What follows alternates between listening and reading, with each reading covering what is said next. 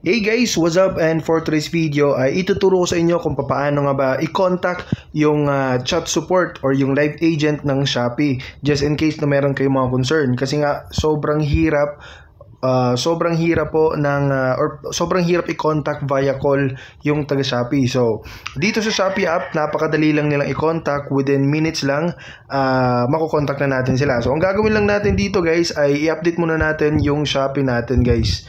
So update mo lang yung Shopee mo. So pag may nakita kang update dito, so update mo lang. So dito, updated na, click lang natin yung open. So ngayon guys, mapupunta tayo dito sa dashboard, diba? So ang gagawin lang natin, mabilisang tutorial lang to guys para hindi na tayo mahirapan. So ang gagawin nyo lang dito is click mo lang itong me. So pagkapunta mo dito sa me, so scroll down ka dito sa baba at hanapin mo itong under sa support. So dito sa support, merong help center tsaka chat with Shopee. So ito yung pipindutin mo, chat with Shopee. Pero dito, pagkarating mo dito, hindi mo pa sila ma-contact agad. Okay? So ang gagawin mo lang guys, halimbawa magpapa-refund ka. So pindutan mo lang itong refund request. Okay, so halimbawa guys, pipili tayo ng products.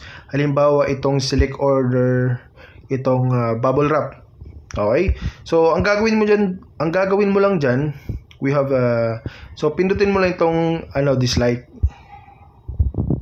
Okay, ayan guys, pag napindot mo yung dislike, may lalabas na ganito. Pero wag kang pipili dito, ito yung pipindutin mo, chat with agent.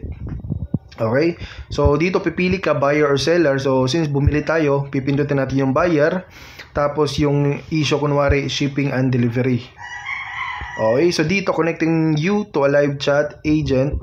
Apologies but there are no agents available at this moment. Thank you very much. So ganyan guys.